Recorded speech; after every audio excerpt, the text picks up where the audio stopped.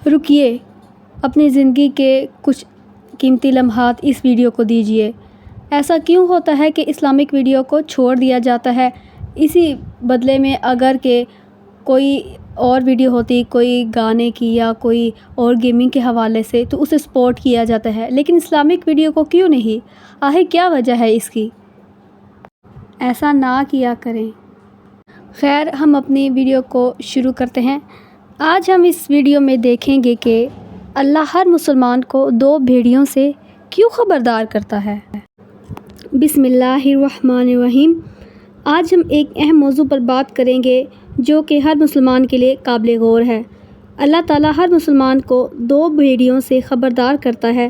یہ 2 بھیڑیے کون ہیں اور ان سے ہمیں کیوں خبردار کیا گیا ہے؟ حدیث شریف میں رسول اللہ صلی اللہ علیہ وآلہ وسلم نے فرمایا، 2 بھیڑیے جنہیں بھوکا چھوڑ دیا جائے وہ بکریوں کے ریوڑ میں اتنا نقصان نہیں پہنچاتے جتنا انسان کے دین کو مال و جاہ کی محبت پہنچاتی ہے۔ ترمذی۔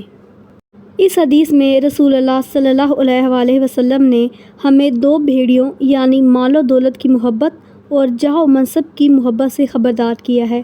آئیے ان دونوں پر تفصیل سے غور کریں۔ پہلے نمبر پر ہے مال و دولت کی محبت۔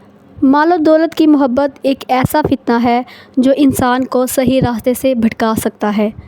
جب انسان مال و دولت کی محبت میں گرفتار ہو جاتا ہے تو وہ حلال اور حرام کی تمیز کھو دیتا ہے۔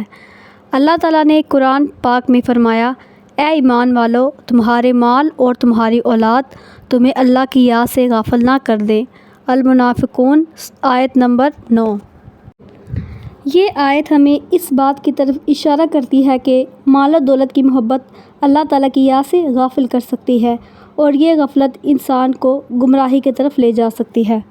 دوسرے نمبر پر ہے جاہ و منصب کی محبت۔ جاہ و منصب کی محبت بھی ایک خطرناک فتنہ ہے۔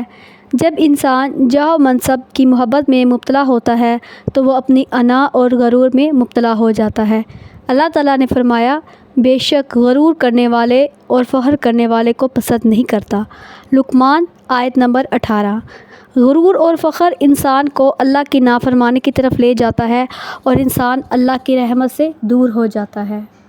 اس ویڈیو کا مقصد یہی تھا کہ ہمیں اللہ تعالیٰ کی طرف سے دی گئی اس تنبیہ کو سنجیدگی سے لینا چاہیے اور اپنی زندگی کو ان 2 بھیڑیوں یعنی مال و دولت اور جاہ و منصب کی محبت سے بچانے کی پوری کوشش کرنی چاہیے۔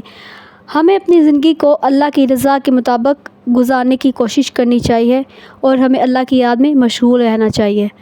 اللہ تعالیٰ ہمیں ان فتنوں سے محفوظ رکھے اور ہمیں صحیح راستے پر چلنے کی توفیق عطا فرمائے۔ آمین ثم آمین۔